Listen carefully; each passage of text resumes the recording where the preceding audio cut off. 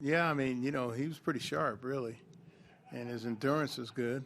And you know, the the blow that kind of messed us up was that pitcher's, um, two strike RBI, and that's what got him on the board. He was really dealing before that, and so he gave us all he had. We were thinking about you know taking him out with Gordon. That's why I sent um, Mike out there, Maddox out there, but he assured us that he was fine. And he had enough to get the hitter out.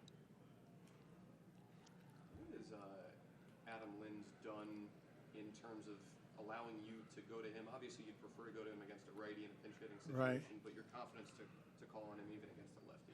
Well, I mean, this lefty throws predominantly fastballs, and Adam can hit that fastball, and so um, I was down to Adam and Sanchez and Lobaton, and so you had to go with the best option, at that time because Howie had come out because his back had tightened up on him, and so that's why I went, to Stevenson in a close game to make sure your defense was in there, and I was hoping that Lindy spot, which was the fourth spot that inning, I was hoping that Defoe got on, and then Stevenson can bunt him over, which he did, and then we still had two shots at trying to take the lead and driving the run. Any big worry about Kendrick's back, or just kind of? No, I mean he said it flares up on him from time to time, so we'll see tomorrow. I was probably going to play Lindy out there against a right-hander anyway, and so I'm hoping that he's okay.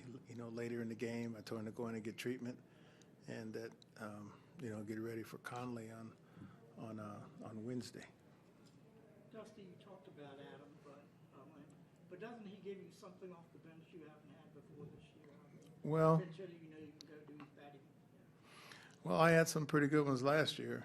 I mean, I had Drew last year too, and Drew was awesome. I prefer to have both of them, to tell you the truth. But every good team I've been on, I've had good. I mean, playing and managing. I had good pinch hitters.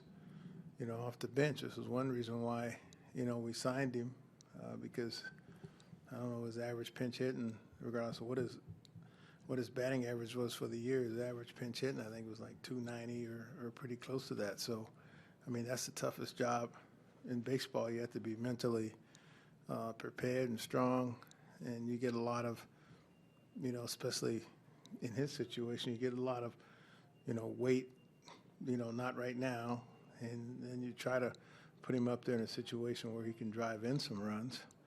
And invariably, sometimes you end up, with him on deck when the game ends. But I was just glad that, Defoe, him getting on base really created the entire inning. Dusty, since you got your three new relief pitchers, have your nighttime sleep habits changed at all? More Mel, Herbal, out? I don't know. I mean, all three of those guys have been in those situations, before. I mean, all three have closed. All three have been, set up men. And so, we were flirting with bringing in Matson, but Kinsler was already hot. And so you hate to waste him because he's very formidable at what he does. And then we still had Matson, later in the game. So that presents something tomorrow. I'm not sure if Doolittle, will be available tomorrow. We try to stay away from him 3 days in a row. So he pitched yesterday and today. And then tomorrow we still have, Doolittle and Matson and Kinsler. Does it help that all three have closed so you kind of can keep them from pitching too many days by going to one? Yeah, for sure. I mean, it helps a lot. When you got three guys that have been in that situation. And so, everybody is different and everybody can't really handle that situation, for whatever reason. But those three guys in particular have been in that situation many times. Dusty, can you put in perspective Bryce Harper with home run number 150 before he's in 25? Oh, that was 150? Yeah, I mean, I just hope that he stays healthy. And if he stays healthy, then sky's the limit on what he can do, and he loves to play, and so that's not going to be a question. And the money or whatever it is really doesn't affect him, as he comes to play. And, yeah, I think that's a great milestone. I didn't know that was 150. Even though Max, everything he said after his last start seemed to indicate that what happened with his neck was like, no big deal and precautionary. Still, you don't know until he gets out there. Correct. If you go 7 and 114 pitches, that puts your mind at ease a little bit. Yeah, I mean, it does put mine at ease, but I heard him say, on his breaking ball, he still is having a little trouble. Anybody's had any stiffness in their neck, you're not out of the woods yet until, 2 or 3 starts, maybe down the line. So, right now, when you're sleeping in strange beds all the time, I mean, you got a problem.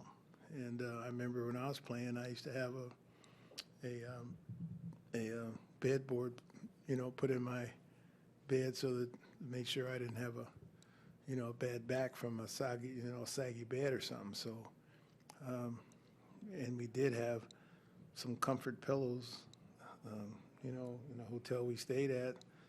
So maybe that's what did it. Sometimes you sleep with too many pillows. So, I don't know. Just one last thing on your relievers. Yes. Do you have any sense of the personalities of those 3 guys? They all look completely different, pitch different. Yeah. Any sense of who they Well, they're pretty. Matz and Doolittle are relatively quiet, but they fit in where they get in. Kinsler is a little more talkative, and he's a guy that's had a little tougher road, than the other 2. Even though Doolittle told me he was a first baseman, that was turned into a pitcher.